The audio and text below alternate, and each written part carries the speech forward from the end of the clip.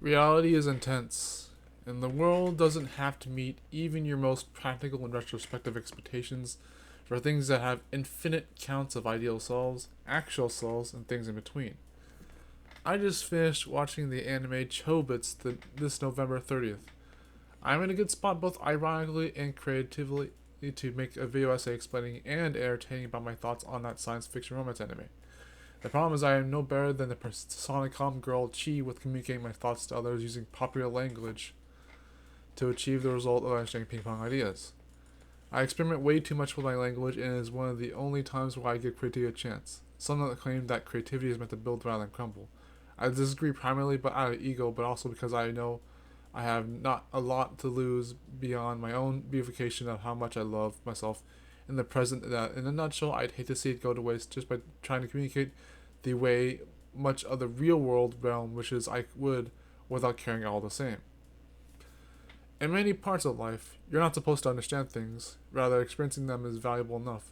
But the problem I have with that expression of lifestyles is that I have seen people wish to collect infinite amounts of experiences in life while they can, and seemingly they don't even understand the experiences they already have had because they see those as being sold in nostalgia slash continuity, and to that degree I've been very much annoyed.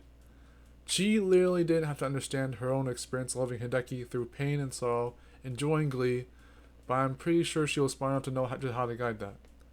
I am not one to say that the experience of aged veterans always transcends the smarts of the youngsters, primarily because the young ones have perspectives and insights that you cannot trade even nearly as easily as experience is implied to have value for it. So, when I look at an anime like Chobits, experience is not implied with these kinds of stories. When I understand in my own life, whether or not I have answers, whether or not I have my life figured out overwhelmingly so, or even if I'm okay with how things are as I go forwards, in relation to a show like Chobits, is that you have to be grateful for things that you can pay attention to, in spite of the things you may have been disadvantaged from experiencing other perspectives assigning such a trait of living.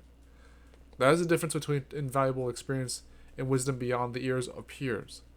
If your perception strays you from knowing that what the experience would have meant with the greatest of many people's intentions, it has ultimately lied to you.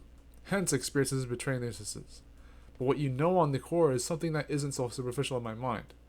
Knowing what you have and wanting what you have is more important to me than even capable of experiencing the things we may seem to think is entirely possible to achieve for ourselves.